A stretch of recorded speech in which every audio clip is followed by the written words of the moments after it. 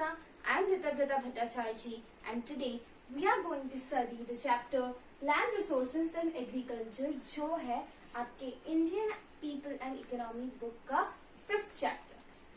So first जो topic देखेंगे हम लोग that is land use categories जो हमें अच्छे से समझना है. So जो first topic है that is forest. So we all know what is forests. जैसे कि टॉपिक बोल रहा है land resources and agriculture, so it's basically all about the land resources around it as. और लैंड रिसोर्सेज बोलने से ही सबसे पहले दिमाग में क्या आता है? Forest. So what is forest? तो फॉरेस्ट होता है, अब there are two types of. एक है जो फॉरेस्ट कवर होता है और एक एक्चुअल फॉरेस्ट होता है. अब फॉरेस्ट कवर कौन सा है? फॉरेस्ट कवर वो वाला एरिया है जो कि अकॉर्डिंग टू गवर्नमेंट के अकॉर्डिंग जो मतलब डॉक्यूमेंट्स में लिखा है इतना फॉरेस्ट है. और जो एक्चुअल फॉरेस्ट एरिया है that surrounds the whole forest area. कोई पर्टिकुलर एरिया नहीं, एक होल एरिया जिसका हमारे पास डॉक्यूमेंट नहीं है. लाइक फॉरेस्ट बहुत वास्ट रीजन है और बहुत सारे फॉरेस्ट के डीप तक हम पहुंच भी नहीं सकते बिकॉज बहुत सारा डेंजर होता है, बहुत सारे रीजन. तो सैटेलाइट इमेजेस से हमें जितना पता चलता है हम उतना करते हैं. लेकिन तो जितना हमारे पास डॉक्यूमेंटेड एरिया है जहां तक हम पहुंच पाए हैं that area is called forest cover. और दिस इज फॉरेस्ट जो हम पढ़ रहे हैं वो है फॉरेस्ट. मतलब इन टोटल इसका लाइक कोई डॉक्यूमेंट जगह नहीं है. ये बहुत vast area surrounded with trees and canopies and different types of flora and fauna. Okay, it comprises of different types of flora and fauna. तो वो होता है एक forest. Then it comes barren and Westland. So baron and Westland क्या है? बैरन and Westland मतलब वो वाले लैंड जो हम लोग यूज नहीं करते हैं for agriculture. For example like agriculture के लिए या फिर अपने घर बनाने के लिए हम वो लैंड यूज नहीं कर सकते. जैसे फॉर एग्जाम्पल हिल्स. जो हिल्स होते हैं वहां पे एग्रीकल्चर करना पॉसिबल नहीं है because it's a Rocky surface. Like not mountain, it's particularly hills and the Rocky surfaces जो है हमारे चारों ओर जो प्लेटूज है वहां पे कल्टीवेशन करना is not possible. So those lands are barren land because वहां पे क्या नहीं होता है? एग्रीकल्चर. वहां पे एग्रीकल्चर पॉसिबल नहीं होता है. So they are barren and wasteland because ना वहां पे हम लोग क्या कर सकते हैं? घर बसा सकते हैं और ना ही हम उसको क्या कर सकते हैं? वहां पे एग्रीकल्चर कर सकते हैं. अब जो थर्ड कैटेगरी आता है land put under non agricultural uses. अब as is shown as it's you can see this की non agricultural uses, land put under non agricultural uses. अब नॉन एग्रीकल्चरल बोलने से मतलब नहीं, हम लोग को खोदना नहीं है. मतलब कौन सा लैंड जो हम लोग कहाँ पे यूज करते हैं? अर्बन एरियाज में जो लैंड है जिसके ऊपर हमारा घर है, अर्बन या रूरल में भी पकड़ सकते हैं, जिसके ऊपर हमारा घर है वो एग्रीकल्चर यूज में नहीं आता है. और even the areas like areas for road जो कंस्ट्रक्शन वर्क जहाँ पे चलता है. सो कंस्ट्रक्शन वर्क रिलेटेड जो एरिया है जहाँ पे एग्रीकल्चरल वर्क्स नहीं होते हैं वो एरियाज किसके अंडर आते हैं? Land put under non agricultural uses.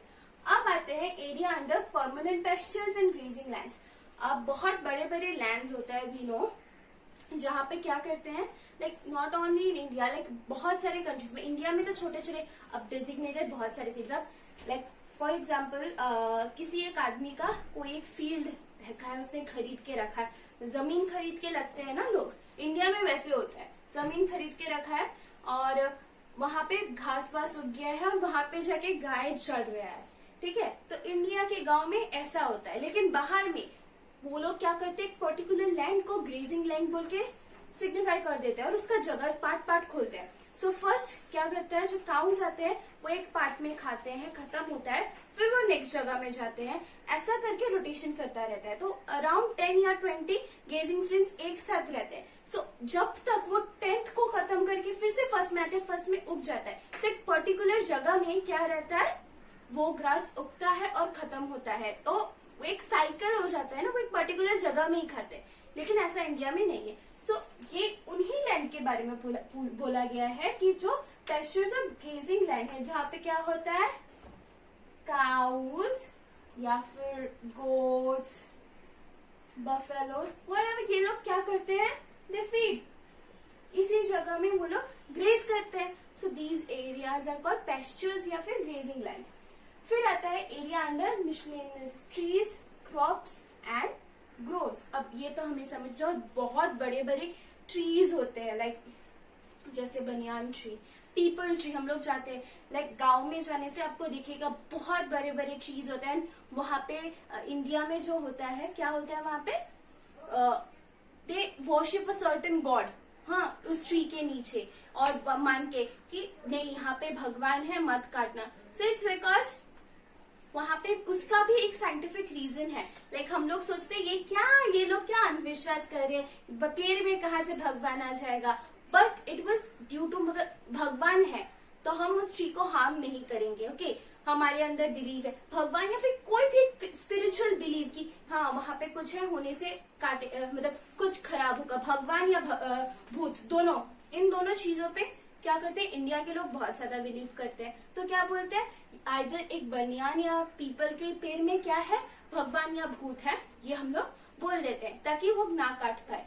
अब बिकॉज उन चीज में वो लोग बहुत high amount of carbon dioxide and oxygen क्या करते हैं, हमको देते हैं। सो क्या हमें क्या चाहिए, इन पेड़ों से हमको जो मिलता है कार्बन डाइऑक्साइड एंड ऑक्सीजन, वो दूसरे पेड़ों के मुकाबले बहुत ज्यादा मिलता है। सो इसीलिए ये ओल्ड बिलीव्स में ये मिथ्स है कि मत काटो, बिकॉज हम लोग क्या है, हम लोग को अगर साइंटिफिकली समझाने जाएंगे तो हम नहीं समझेंगे। सो ऑब्वियसली इसे बिलीव्स करके हमको समझाना पड़ेगा ताकि हम डरे, क्योंकि हम तब तक वो बात मानते हैं जब तक हम डरते हैं, बिना डरे हम बात नहीं मानते हैं। सो बेसिकली मेरा इतना कुछ बोलने का बात यही है कि ये जो बड़े बड़े ट्रीज रहते हैं या फिर जो बड़े बड़े क्रॉप्स के एरिया रहते हैं, एग्रीकल्चरल फील्ड्स रहते हैं, वो किसके अंडर आते हैं, इसके under miscellaneous trees. Miscellaneous trees मतलब बहुत बड़े बड़े ट्रीज, या फिर लाइक बहुत बड़े बड़े लैंड्स होते हैं ना, वहां पे कंटिन्यूअसली ट्रीज उगे रहते हैं। दैट्स नॉट फॉरेस्ट बट है वो एरिया, बड़े बड़े ट्रीज उगे हुए हैं या फिर एक साथ 4-5 ट्री, तो वो एरिया कौन सा है, किसके अंडर आता है, area under miscellaneous trees, crops and groves. अब आता है culturable wasteland. So culturable wasteland is that land which is left idle for more than 5 years, okay, more than 5 years, keep this in mind. ये land कितने दिन, more than 5 years के लिए this land is left idle, मतलब यहाँ पे कोई cultivation जो वर्क कल्टीवेबल वर्क्स नहीं किया गया है। So this land is called culturable wasteland. अब आता है current fallow land. So current fallow land, मैं इस साइड आ जाती हूँ। तो करंट फेलो लैंड कौन सा है, करंट फेलो लैंड वो लैंड है जो लेस देन 1 year और 1 year is left fellow. Okay, मतलब जैसे आप लोग कल्टीवेशन कर रहे हो और उसको क्या किया, लेस देन 1 year और 1 year के लिए हमने क्या किया, उसको फेलो छोड़ दिया, that land is current fallow land. Then आता है fallow other than current fallow land, मतलब ये लैंड आता है मोर देन 1 year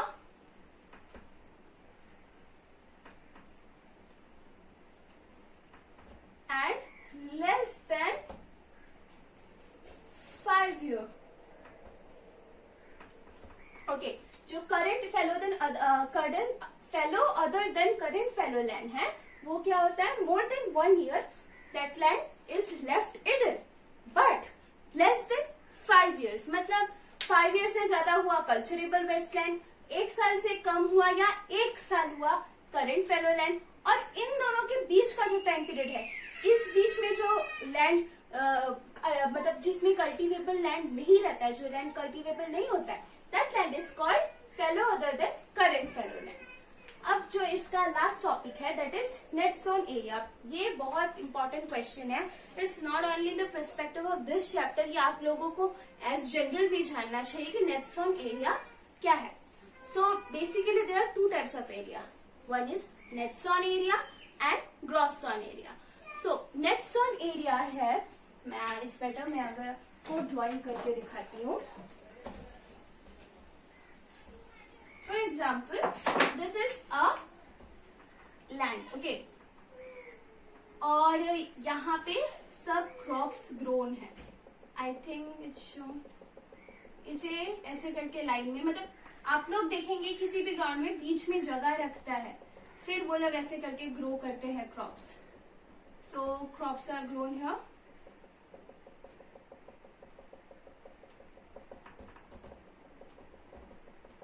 और इसके बीच में बहुत सारे जगह आप देख सकते हैं, लाइक चलने लायक या फिर जगह ये लोग स्पेसेस छोड़ते हैं.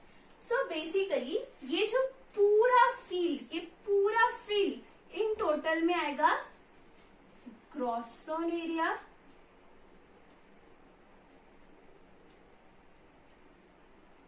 और ये पार्ट, ये पार्ट, ये प्लाट और ये प्लाट, इन चारों पार्ट को हम लोग जो प्लस करके जो एरिया आएगा वो आएगा हमारा नेट जोन एरिया.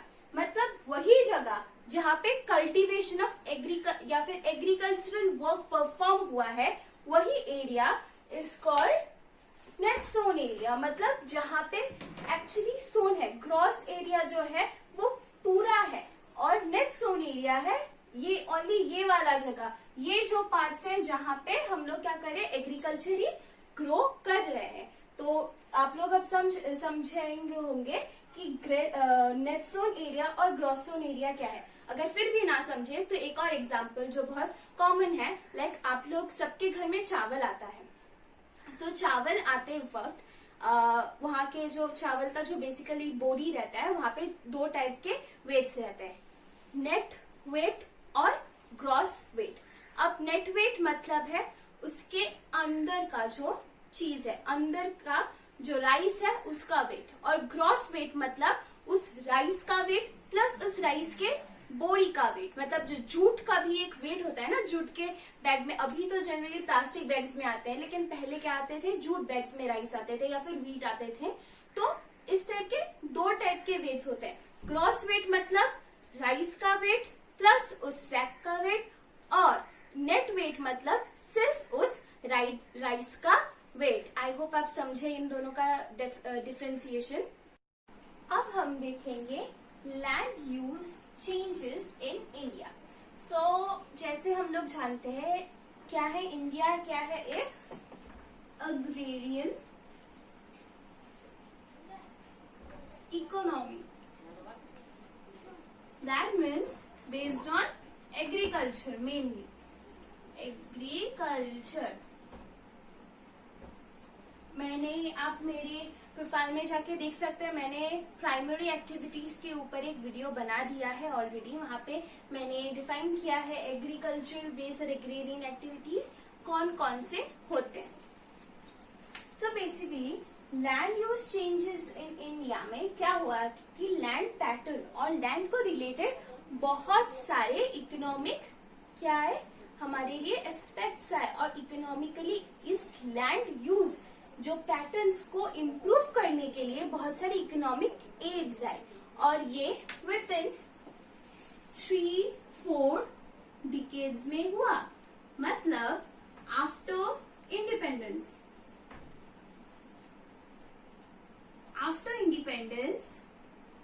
जो हमारा first FYP, that is 5-year plan, which is also known as NITI Aayog. Okay, NITI Aayog इसे हम लोग अभी कहते हैं, मैं ऐसे करके लिख देती हूँ, नीति आयोग. ओके, नीति आयोग जिसको हम अभी जानते हैं, जो फर्स्ट 5-year प्लान था वो क्या था, टोटली बेस्ड ऑन एग्रीकल्चर. ठीक है, जैसे ग्रीन रिवोल्यूशन होना हरियाणा और यूपी में, हरियाणा यूपी देन पंजाब, इन सब एरियाज में, यूपी का कुछ पार्ट था, हरियाणा और पंजाब मेनली, तो वहां पे ग्रीन रिवोल्यूशन हुआ और क्या हुआ, क्रॉप्स को ग्रो करने के मेजर्स और इरिगेशनल मेजर्स आए, फिर हाईली जो इक्विपाइड जो क्रॉप के जो सीड्स है वो आए। सो ये सब किस लिए किया गया था? ताकि इंडिया एग्रेरियन इकोनॉमी बन सके और ये एग्रीकल्चरली बहुत स्ट्रांग बन सके। उस टाइम हमारे पास इतना टेक्नोलॉजी नहीं था, क्योंकि उसी टाइम हमको कुछ दिन पहले ही क्या मिला था? इंडिपेंडेंस मिला था। तो अब क्या करना है हमको एक स्ट्रांग इकोनॉमी बनना है, और हमने क्या यूज किया? एग्रीकल्चर को, जो हमारे पास ऑलरेडी है। तो उसको लेके क्या हुआ था? लैंड यूज चेंजेस आए, मतलब लैंड कितना पोस्चर, अब कितना लैंड रहेगा, उस लैंड में क्या किया जाएगा, लोगों को लैंड दिए गए, कितने लैंड में कितना ग्रो किया जाएगा। फिर HYV सीड्स, हाई हेल्डिंग सीड्स जो होते हैं, हाँ, हाई हेल्डिंग वेराइटीज ऑफ सीड्स क्या किए गए? लोगों में डिस्ट्रीब्यूट किए गए, इरिगेशनल पैटर्न चेंज किए गए, ताकि क्या हो? ज्यादा यील्ड हो, ज्यादा क्रॉप्स ग्रो हो, ताकि इंडिया का क्या हो? इकोनॉमी क्या हो? स्ट्रांग हो।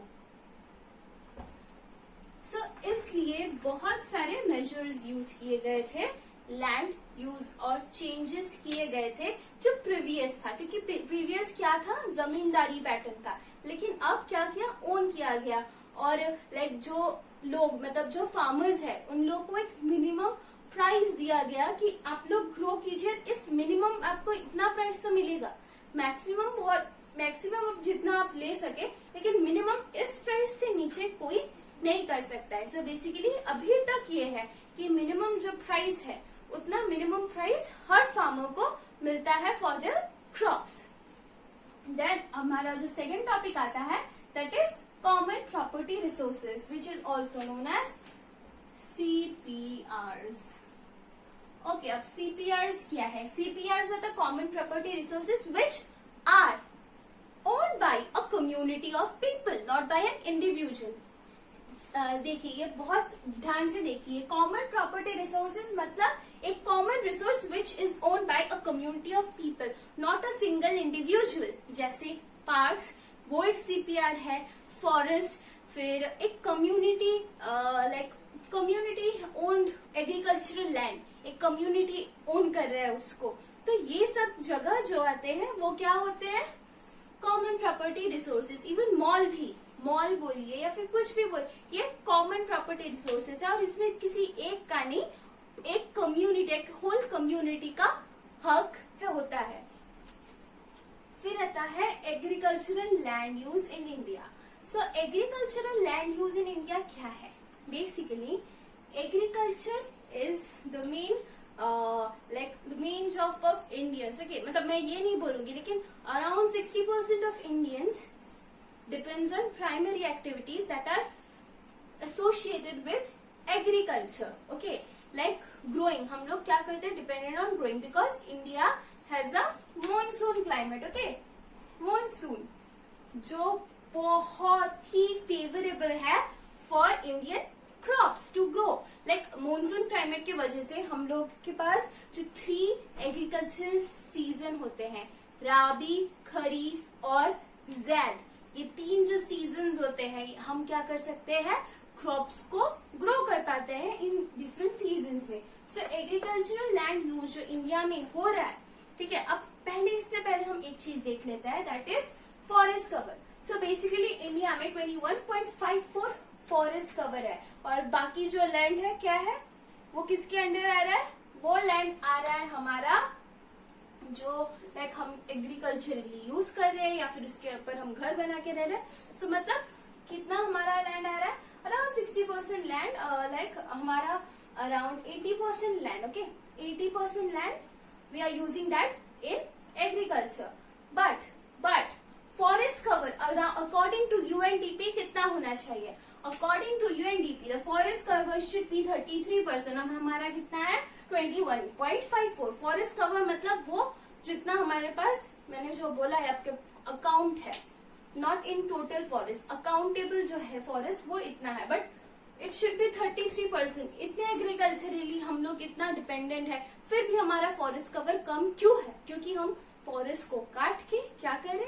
आइदर इस एग्रीकल्चरल फील्ड बना रहे, बहुत कम, लेकिन क्या करें? हम वहां पे हैबिटेशन करें। हम लोग वहां पे क्या कर रहे हैं?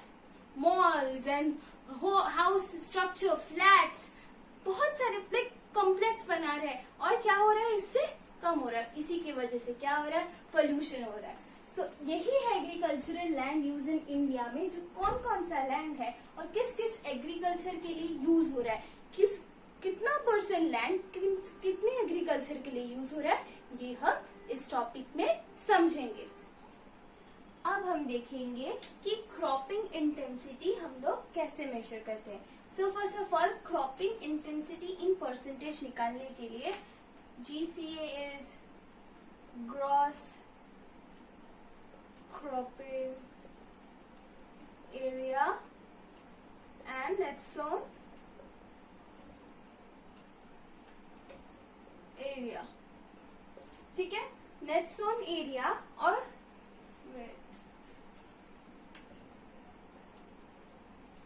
नेट सोन एरिया और क्रॉस क्रॉपिंग एरिया को क्या करेंगे हम लोग, जब किससे मल्टीप्लाई करेंगे, 100 से हम मल्टीप्लाई करेंगे, तब हमारा क्रॉपिंग इंटेंसिटी निकल आता है। क्रॉस क्रॉप्ड एरिया मतलब पूरा एरिया, मैंने जो बताया आपको, मतलब ये फील्ड है, ये पूरा फील्ड है क्रॉस क्रॉप एरिया। और अगर इतने से एरिया में क्या किया हमने, एग्रीकल्चरली इसको ग्रो किया, ये है नेट सोन एरिया, ये है क्रॉस क्रॉप एरिया। अब हम देखेंगे, ये मेरे हाथ से मिट गया है। अब हम देखेंगे क्रॉपिंग सीजन्स इन इंडिया। ये आपने शायद अपने क्लास 8th या 7th में, 9th 10th हर क्लास में पढ़ा है obviously. This 3 cropping seasons, basically 2 cropping seasons आपने पढ़े होंगे। और लाइक या फिर किसी टीचर ने आपको इन्फॉर्मेशन दे ही दिया होगा, मैक्सिमम टीचर दे देते हैं 3rd सीजन का। सो बेसिकली हमारे पास कितने सीजन्स है, there are 3 cropping seasons in India. First one is kharif, जो कब से कब तक होता है, जून से सितंबर तक, जो टाइम होता है साउथ वेस्ट मॉनसून का। मैंने पहले ही बोला इंडिया हैज मॉनसून क्लाइमेट। सो अब तक आप जान गए होंगे कि मॉनसून क्लाइमेट कैसे आता है, क्योंकि आप क्लास 12th में है, मतलब आपने क्लास 11 पास किए। और क्लास 11 पास किया मतलब आपने पढ़ा है कि कैसे मॉनसून आया होगा। सो वैसे तो क्या है, इंडिया है मॉनसून क्लाइमेट, और ये हमको कैसे बेनिफिट करता है हमको वो पता है। क्रॉप्स में ये बहुत ज्यादा इम्पोर्टेंट है कि बारिश हो रहा है, इसीलिए तो बेसिकली खरीफ होता है साउथ वेस्ट मॉनसून के टाइम में, जो क्रॉप हम लोग क्या करते हैं, ग्रो करते हैं। तो ये है जून और सितंबर के टाइम पे। फिर आता है तो बेसिकली हम लोग जो बोलेंगे रेनी सीजन। रेनी सीजन में तो खरीफ का मेन क्रॉप कौन सा होगा, guess, you guess and I will write. क्या, तो खरीफ का मेन क्रॉप है राइस, क्योंकि राइस क्या है, उसमें बहुत ज्यादा वाटर चाहिए होता है हमें। और खरीफ में क्या होता है, बारिश। It's a monsoon season, so all the showers are coming for growing of rice.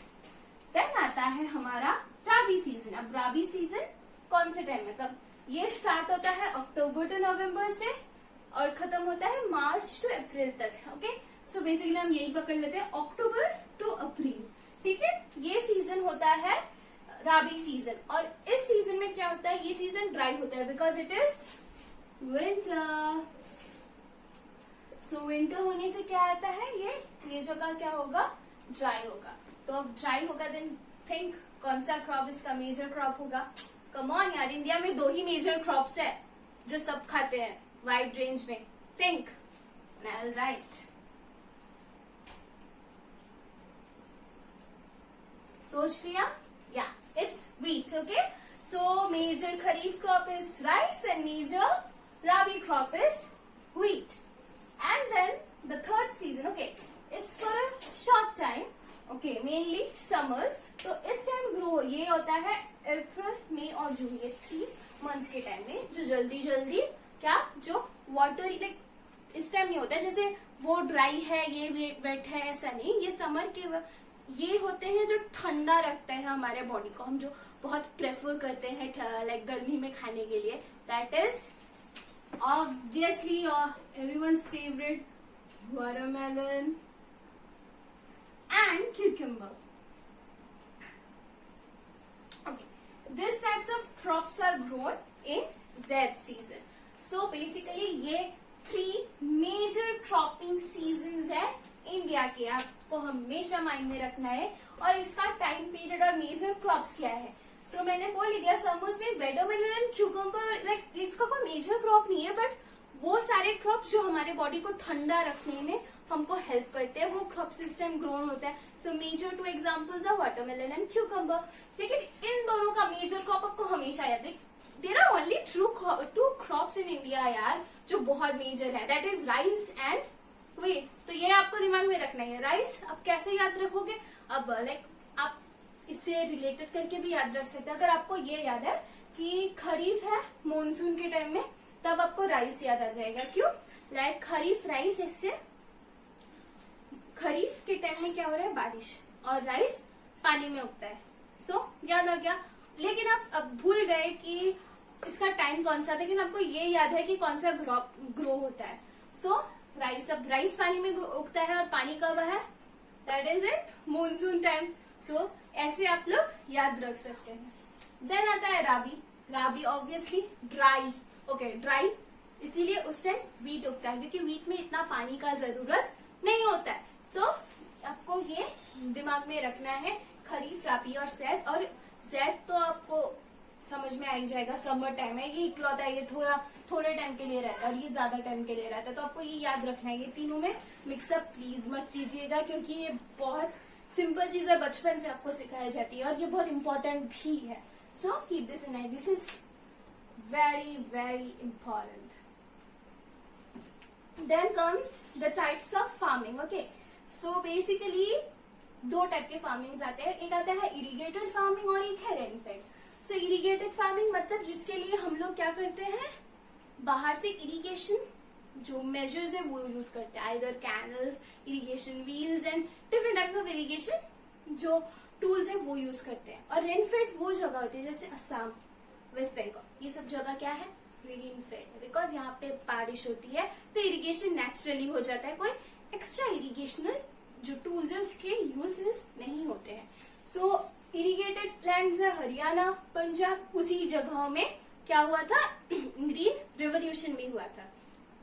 और रेनफेड जगह कौन से हैं, वेस्ट बंगाल, देन असम, बिहार, इस जगह में जनरली क्या होता है, बारिश होती है और ये लाइक नियर द रिवर्स है।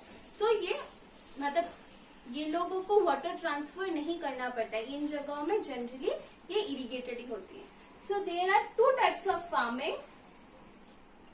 ये इम्पोर्टेंट है, ये इतना इम्पोर्टेंट नहीं था बट ये बहुत इम्पोर्टेंट है। There are 2 types of farming, that is dry land and wetland farming.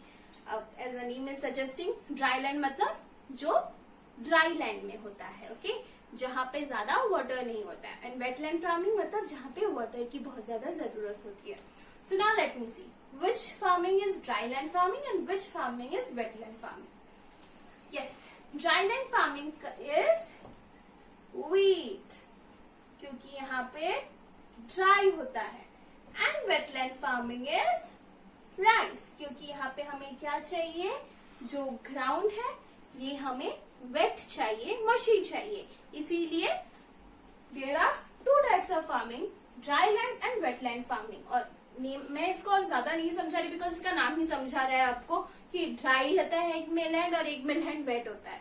और बस आप एग्जाम्पल देखिए, ये दोनों एग्जाम्पल से आपका पूरा चैप्टर हो जाएगा बिकॉज ये 2 मेन क्रॉप्स है और जितने भी फार्मिंग है इसके चारों तरफ ही घूमते रहेंगे। There are other crops also जिसके बारे में आपको जानना है, पल्सेस है, सीरियल्स है, बहुत कुछ है, बट ये दोनों मेन क्रॉप्स है जिसके बारे में आपको सबसे ज्यादा जानना चाहिए। अब हम देखेंगे जो फूड ग्रेन्स है। So this is one of the most important part of this chapter, that is cereals. Food grains में सबसे पहले हम देखेंगे cereals. So basically there are 54% land is engaged in the agriculture of cereals. Okay, जो cereals होते हैं उनमें 54% land engaged है। और क्या है, ये 11% ऑफ द सीरियल्स, वर्ल्ड का 11% सीरियल कहाँ पे ग्रोन होता है? इंडिया में। और ये इससे क्या होता है? इंडिया थर्ड लार्जेस्ट कंट्री बनता है। ओके, थर्ड लार्जेस्ट कंट्री जहाँ पे सबसे ज्यादा सीरियल्स यूज किए जाते हैं। There are varieties of cereals in India. Okay, varieties of cereals. So basically सबसे पहले हम देखेंगे जो सबसे इंपॉर्टेंट है, that is the top one, that is rice. ठीक है, India is the second most the second most important country in terms of rice cultivation in the world. Okay, first आता है China. According to 2004 census China सबसे top में है, लेकिन फिर आता है India, second most important country in the terms of cultivation of rice. Okay, और राइस इंडिया का सबसे इम्पोर्टेंट क्रॉप माना जाता है। So basically it's a kharif crop, जैसे कि मैंने पहले भी बोला है। ये वेस्ट बंगाल, हरियाणा, उत्तर प्रदेश, असम, पंजाब और राजस्थान इन जगहों में ग्रो किया जाता है। ठीक है, ये इन जगहों में किया जाता। बेसिकली ये वेस्ट बंगाल, असम इन जगहों में पहले से ग्रो होता था।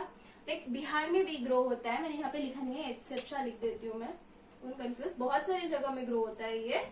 तो बेसिकली ये वेस्ट बंगाल और असम में क्या होता है, इसके बहुत वाइड रेंज में ग्रो होता है, बिकॉज जो क्लाइमेटिक जो कंडीशंस है यहाँ पे, मतलब यहाँ पे ये लोग रेन फेड टाइप, मतलब वेटलैंड है वेस्ट बंगाल और असम का, इसीलिए यहाँ पे ये नेचुरली ग्रो करते हैं without any irrigation system. But Haryana और पंजाब और यूपी में भी, मतलब यूपी का कुछ जगह, पूरा जगह नहीं, थोड़ा जगह, हाँ, बिकॉज यूपी का कुछ पार्ट से ड्राई है और कुछ पार्ट वेट है, so it depends. So basically इन जगहों में क्या होता है, ये लोग इरिगेशन सिस्टम का यूज करते हैं। और ये कब से स्टार्ट किया गया था, या एग्जैक्टली ये स्टार्ट किया गया था 66, 67, मतलब 60s to 70s के टाइम में, 1960s to 70s के टाइम में, जब क्या हुआ था, सबसे इम्पोर्टेंट चीज that is green revolution. Okay, Swaminathan के, मतलब उन्होंने इनिशिएटिव लिया था, एम एस स्वामीनाथन ने ग्रीन रेवोल्यूशन का।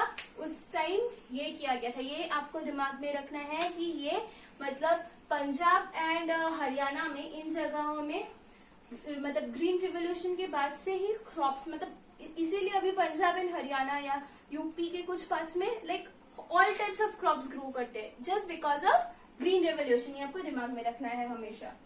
So basically अब second आता है wheat. So it's a rabi crop. It is generally grown in Indo-Gangetic plain. Indo-Gangetic plain कौन सा है? गंगा रिवर जहाँ से घूमती है। ओके, बहुत इजी है। तो ये जियोग्राफिकल लैंग्वेज है, इसलिए बहुत लोग कंफ्यूज होगा, अरे इंडो-गैंगेटिक प्लेन कौन सा है। लेकिन ये स्पेसिफिकली वो जगह है जहाँ से गंगा रिवर फ्लो करती है, वो जगह है इंडो-गैंगेटिक प्लेन।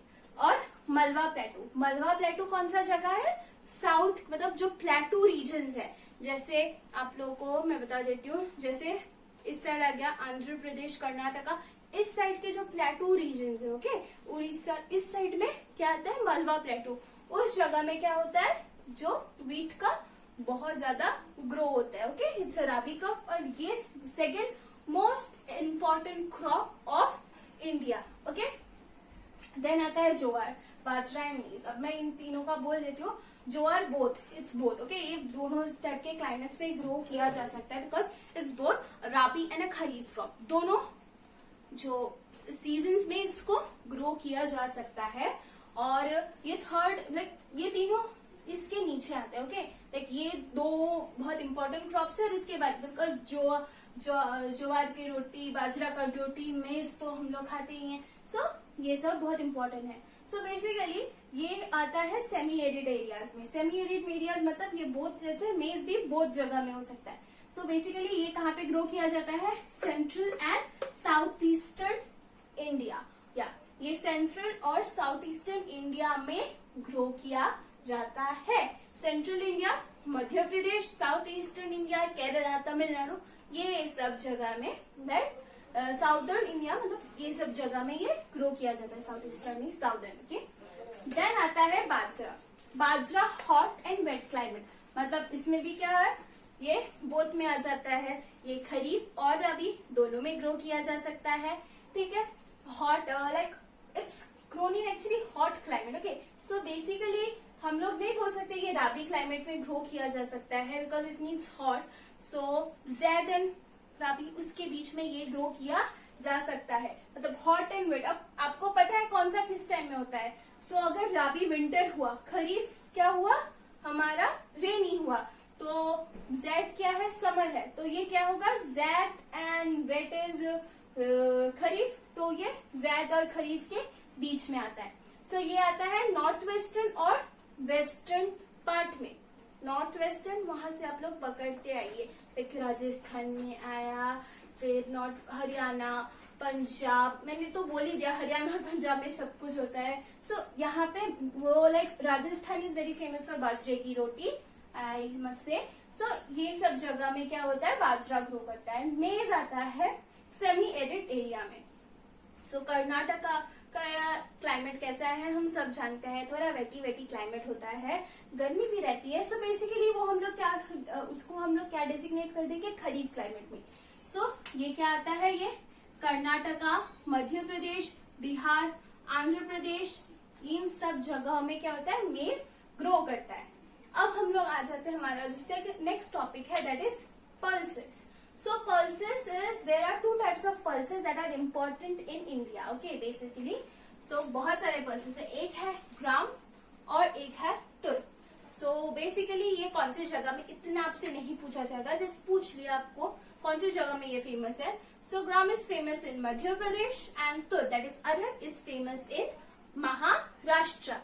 ये आपको दिमाग में रखना है. तो बेसिकली आपको सिर्फ राइस और व्हीट के बारे में ही पूछ सकता है, बाकी इसके बारे में इतना कुछ नहीं पूछेगा. बस कौन सी जगह में ये फेमस है ये पूछा जा सकता है बहुत फ्रीक्वेंटली. सो ये आपको दिमाग में रखना है. अब हम देखेंगे जो हमारा अभी का टॉपिक है, that is oil seeds. Oil seeds are basically दो seeds which are used for obtaining oils. तो सबसे ज्यादा जो फेमस है that is groundnut. Okay, groundnut is grown in the areas of Rajasthan, Gujarat, Telangana, Karnataka etcetera. ठीक है, इन सब एरियाज में ग्राउंडनट क्या है बहुत लोगों को समझ नहीं आ रहा होगा. ग्राउंडनट इज बादाम, बादाम का तेल. बादाम का तेल हम यूज करते हैं ना, तो वही है groundnut. Okay, oil seeds. Then आता है रेपसीड्स एंड मस्टर्ड. अब रेपसीड्स एंड मस्टर्ड क्या है, अब ये सोच के आप लोग सोच रहे हो कौन कौन से सीड्स होंगे ये भाई, इससे कौन सा तेल है. मस्टर्ड ऑयल तो हम जानते हैं, ये सब लोग सरसों का तेल यूज करते हैं. Rapeseed and mustard oils are basically इस ग्रुप में राई, सरसों, ये सब कुछ आ जाता है जिसका तेल हम लोग यूज करते हैं. ठीक है, तो ये है.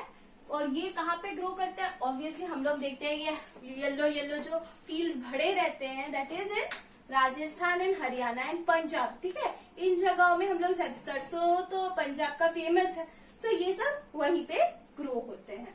देन आता है अदर्स में. अदर्स में जो ऑयल्स लाइक सफेद तेल, मतलब ये ऑयल बहुत कॉस्टली हो जाता है. ओके, मस्टर्ड ऑयल यूज करते हैं, लेकिन ग्राउंडनट का ऑयल बहुत ज्यादा कॉस्टली हो जाता है. इवन फॉर बटर्स, बटर के लिए भी क्या होता है, ग्राउंडनट जो पीनट बटर रहता है वो कॉस्टली हो जाता है हमारे लिए. तो इसीलिए हम लोग क्या करते हैं, soybean oil and sunflower oil use करते हैं. सोयाबीन ऑयल, सनफ्लावर ऑयल और I can say rice bran oil जो आजकल बहुत यूज किया जाता है. सो बेसिकली ये ऑयल्स होते हैं. तो सोयाबीन तो बहुत ज्यादा ग्रो कहाँ पे होता है, महाराष्ट्र और मध्य प्रदेश में. ये जो दोनों स्टेट्स है यहाँ पे सोयाबीन बहुत वाइड वेराइटी में ग्रो किए जाते हैं. देन आता है सनफ्लावर ऑयल. ये ग्रो किया जाता है कर्नाटका और आंध्र प्रदेश में. सनफ्लावर कैसा ग्रो करते हैं, वहीं पे ग्रो करते हैं जहाँ पे सन आता है बहुत ज्यादा. और कर्नाटका और आंध्र प्रदेश इक्वेटर के क्लोज है, तो वहां से सन क्या होता है, ज्यादा देर तक, मतलब ज्यादा सन रेज वहां पे पड़ती है. सो बेसिकली क्या होता है, यहाँ पे सनफ्लावर्स बहुत इजीली ग्रो होते हैं. देन आते हैं फाइबर क्रॉप्स. फाइबर क्रॉप्स वो क्रॉप्स होते हैं जो हम खाते नहीं है, फॉर लाइक क्लोथिंग या फिर कुछ कैरी करने के लिए जो क्रॉप्स हम लोग यूज करते हैं.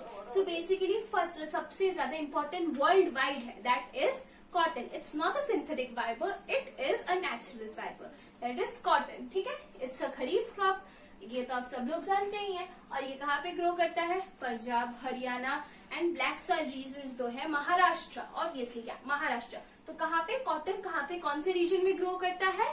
ब्लैक सॉइल रीजन में। ये क्या होता है? लेग्यूम जो होता है, लाइक नाइट्रोजन जहाँ पे फिक्स रहता है। ओके, आप लोग अगर ये सब लिखेंगे तो आपका आंसर ज्यादा इफेक्टिव लगेगा ऑब्वियसली। सो कॉटन कहाँ पे ग्रो करता है? पंजाब, हरियाणा, महाराष्ट्र, इन रीजन्स में जहाँ पे ब्लैक सॉइल अवेलेबल होता है, बिकॉज ये कहाँ पे कॉटन ब्लैक सॉइल में ग्रो करता है। देन आता है जूट। जूट होता है खरीफ क्रॉप। सो बेसिकली हमने जूट का बहुत सारा एरिया, मतलब जूट, इंडिया में जूट के बहुत सारे फैक्ट्रीज होते थे और इंडिया लीडिंग प्रोड्यूसर है जूट का, लेकिन हमने जूट के बहुत सारे फैक्ट्रीज और एरिया कहाँ पे लॉस कर दिए? पार्टीशन के टाइम में। कहाँ पे? बांग्लादेश में। बांग्लादेश में अभी भी कुछ एरिया, लेकिन इससे सराउंडेड एरिया जो है वेस्ट बंगाल, आसाम और बिहार में अब भी जूट ग्रो करते हैं। और जैसे कि हम जानते हैं जूट पानी में ग्रो करता है, तो कौन सा वेदर चाहिए? ये कौन सा क्रॉप होगा?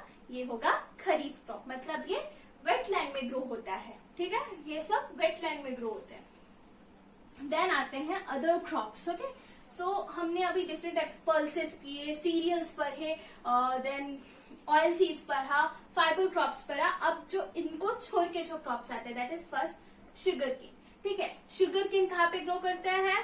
Indo magnetic plain. फिर आता है टी, जो India is the second most important producer of coffee. ठीक है, इंडिया क्या आता है? Second after China. ठीक है, and then coffee. India 7th में आता है in the terms of coffee. ठीक है, 7th most important producer, leading producer actually. So tea कहाँ पे होता है? असम में होता है, वेस्ट बंगाल, मतलब दार्जिलिंग, शिलीगुड़ी, असम टी, ब्रह्मपुत्र वैली का टी बहुत फेमस है, ये तो आप सब लोग जानते ही होंगे। And coffee, so they are basically 3 varieties of coffee. और इंडिया सबसे, जो अरेबिका जो सबसे ज्यादा लाइक टेस्टी कॉफी होता है, वो इंडिया प्रोड्यूस करता है। लेकिन सबसे बुरी बात ये है, टी एंड कॉफी दोनों में हम लोग जो प्रोड्यूस करते हैं, सबसे finest quality of teas and coffees, वो हम लोग खुद कंज्यूम नहीं कर पाते हैं। वो क्या हो जाता है? एक्सपोर्ट हो जाता है। मतलब जो टी हम लोग कंज्यूम करते हैं, जो दार्जिलिंग टी एंड जो असम टी जो हम लोग कंज्यूम करते हैं और खा के बोलते हैं कि वाह कितना टेस्टी है, वो टी जो लेफ्ट ओवर्स है, जो बेस्ट क्वालिटी के सैंपल्स जाने के बाद जो लेफ्ट ओवर्स बच जाते हैं, वो होते हैं। तो वही इतना टेस्टी है। जो मेन, जो सबसे ज्यादा लाइक हैंडपिक, जो सबसे बेस्ट क्वालिटी होंगे, जस्ट इमेजिन वो कितने अच्छे होंगे। सो यही है टीज। अब कॉफीज जो है, मैंने जो बोला, फाइनेस्ट क्वालिटी का जो कॉफी है वो इंडिया में होता है। जो बेस्ट क्वालिटी का अरेबिका कॉफी है वो इंडिया में ग्रो किया जाता है, लेकिन वो भी क्या हो जाता है? एक्सपोर्ट किया जाता है। जगह कौन सा है? केरला, तमिलनाडु और कर्नाटका, बिकॉज ये क्या होता है, इसके लिए बहुत ज्यादा सन चाहिए होता है, एंड वो ये जो रीजन है वो इक्वेटर के करीब है। अब हम आते हैं इस चैप्टर के लास्ट टॉपिक में, that is agriculture development in India. अब एग्रीकल्चरल डेवलपमेंट इन इंडिया आने से ही हमारे दिमाग में एक बात आना चाहिए, दैट इज ग्रीन रिवोल्यूशन। इस टाइम में HYV सीड्स, इरिगेशन सिस्टम,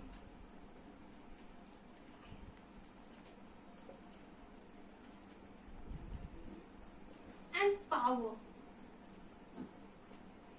बहुत ज्यादा एनहेंस किए थे। मतलब high yielding varieties of seeds का मिलना, इरिगेशन सिस्टम का इम्प्रूव होना, एंड पावर एंड टेक्नोलॉजी, मतलब पावर मतलब यहाँ पे टेक्नोलॉजी भी समझाया गया है, उसका इम्प्रूव होना क्या बनता है? एग्रीकल्चर को डेवलप करता है इंडिया में। जैसा कि मैं हमेशा बोलती हूँ, India is an agrarian economy. India is an agrarian economy. इस वजह से क्या है, एग्रीकल्चर यहाँ पे बहुत ज्यादा इम्पोर्टेंट है। तो इतना सब कुछ होने के बाद भी क्या प्रॉब्लम है इंडियन एग्रीकल्चर में? Let's have a look. That is dependence on erratic monsoon. अगर एक साल मॉनसून नहीं आया, मतलब एक साल अगर बारिश नहीं आई, हम लोग जानते हैं कितने फार्मर्स, जिस साल ड्रॉट होता है या फिर मॉनसून, मतलब मॉनसून बंद मतलब ही ड्रॉट, तब क्या करते हैं? सुसाइड करते हैं डेट की वजह से। तो इसी की वजह वजह से, मतलब डिपेंडेंस ऑन मॉनसून, मॉनसून नहीं है इसीलिए वो लोग ग्रो नहीं कर पाते हैं। तो ये एक बैकफॉल है इंडिया का। देन आता है लो प्रोडक्टिविटी, मतलब जो सॉइल है हमारे पास वो इतना प्रोडक्टिव नहीं है, ना ही हमारे जो फर्टिलाइजर्स है वो इतने प्रोडक्टिव है कि क्या कर सकते हैं, लाइक प्रोडक्टिविटी को बढ़ा सके, बिकॉज हमारे पास लाइक इतना टेक्नोलॉजी नहीं है फर्स्ट। फिर हम लोग क्या नहीं कर सकते हैं, हम लोग जो highly very like high yielding varieties of fertilisers जो होते हैं वो हम लोग क्या कर सकते हैं, परचेज नहीं कर सकते हैं, वो अफोर्डेबल नहीं है हमारे लिए, मतलब हमारे लिए एज ए फार्मर्स के लिए। देन आता है constraints for financial resources indebtedness. Okay, financial resources obviously like जो फार्मर्स है, जो कि सब चलो जवान जय किसान अटल बिहारी वाजपेयी का लाइक जो किया था, मतलब ये बोला गया था, शास्त्री जी ने ये कहा था कि जय जवान जय किसान। फिर अटल बिहारी वाजपेयी जी ने भी ये क्या किया था, इसे बढ़ाया था। वैसे ही मतलब बेसिकली प्रॉब्लम्स को उस टाइम में देखा गया था, उस पहले फर्स्ट टाइम जब किया गया था, फर्स्ट टाइम जवाहरलाल नेहरू जी ने जो हमारा second 5 year plan, first 5 year और सेकेंड 5 ईयर प्लान था, उस टाइम इसको इम्प्लीमेंट किया गया था। लेकिन बाद में आके जाकर इस पे क्या जोर लगाया गया, मतलब शास्त्री जी का टाइम पीरियड बहुत कम था, उन्होंने इसको एम्फेसिस किया, लेकिन उसके बाद इतने सारे पॉलिटिकल टर्मोइल के बाद फाइनली अटल बिहारी वाजपेयी जी के टाइम में आकर इसका इम्पोर्टेंस बढ़ा और उस टाइम इसको बहुत ज्यादा इम्पोर्टेंस दिया गया कि नहीं, सिर्फ हमारा लाइक इंडस्ट्रियल डेवलपमेंट करने से ही नहीं बढ़ेगा, बिकॉज हम लोग प्राइमरी एक्टिविटीज के ऊपर ज्यादा कंसंट्रेट करता है, ज्यादा इकोनॉमी प्राइमरी एक्टिविटीज के ऊपर ही डिपेंडेंट है, इसलिए हमें क्या करना पड़ेगा, इसके ऊपर डिपेंडेंट होना पड़ेगा। लेकिन फिर भी क्या प्रॉब्लम आता है, बिकॉज फाइनेंशियल रिसोर्सेज जो फार्मर्स है उनके पास कम है, फाइनेंशियल रिसोर्सेज कम होने के कारण वो लोग ज्यादा इन्वेस्ट नहीं कर पाते हैं, उनका लैंड एरिया भी कम रहता है कि वो बहुत बड़े बड़े लैंड एरिया में लाइक कॉटन क्यों नहीं ग्रो कर पाते, क्योंकि कॉटन के लिए फर्टिलाइजर चाहिए और वो पूरे न्यूट्रिएंट्स को सोख लेते हैं। मतलब ऐसा तो नहीं कर सकते, मतलब एक साल अगर वो उन्होंने बंद कर दिया मतलब वो ना खा सके वो मरेंगे, तो इसीलिए क्या करते हैं, उनको हर साल करना पड़ता है और इतना टाइम नहीं मिलता है सॉइल को फिर से रिप्लेनिश होने में, उसके न्यूट्रिएंट्स को फिर से रिप्लेनिश होने में। सो इसीलिए ये एक सबसे बड़ा प्रॉब्लम है।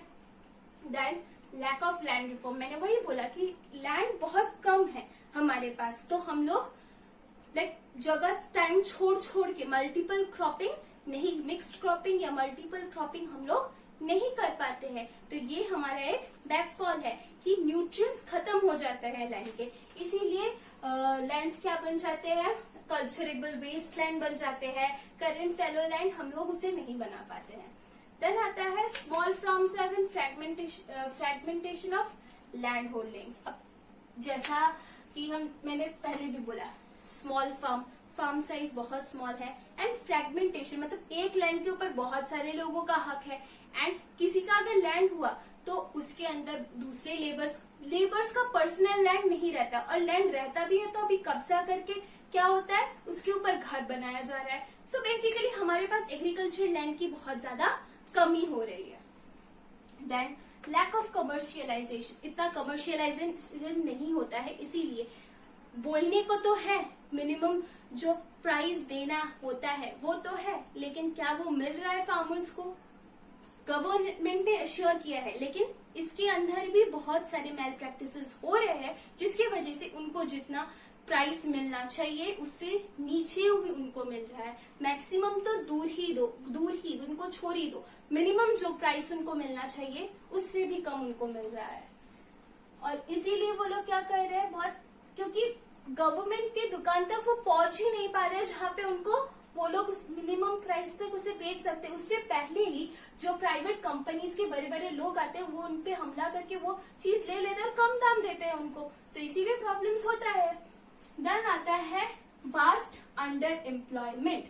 Vast under employment is very very crucial topic. अब इससे तो अच्छा है एम्प्लॉयमेंट नहीं है लोगों के पास एग्रीकल्चर। अब इसका एक जो सिंपल बात है कि अंडर एम्प्लॉयमेंट है, ओके, एम्प्लॉयमेंट नहीं है लोगों के पास, तो क्या कर रहे हैं वो लोग, सब लोग एग्रीकल्चर एक्टिविटीज में पार्टिसिपेट कर रहे हैं। मतलब एक लैंड को सो करने के लिए जब 1 या 2 आदमी से हो जाता था, वही काम 7 आदमी कर रहे हैं एक ही टाइम पे। सो क्या हो रहा है, जो रिसोर्सेस है, जो ह्यूमन रिसोर्सेस का यूटिलाइजेशन परफेक्टली नहीं हो रहा है।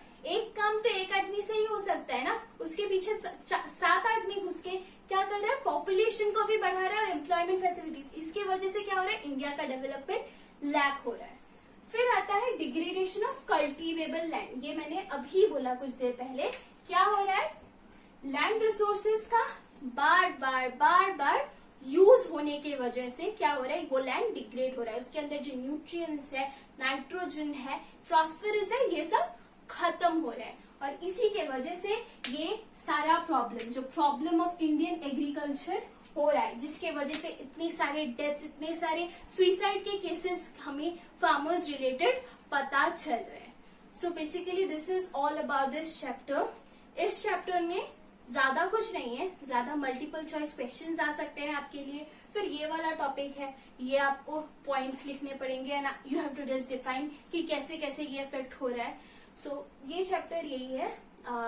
अगर आपको कोई भी क्वेरीज या क्वेश्चन रहेंगे, please let me know in the comment section and you can also hit me up in my Instagram handle, मैं नीचे डिस्क्रिप्शन दे दूंगी। Please do like, share and subscribe my video and please कोई भी question होगा, please let me know in the comment section. Thanks for watching.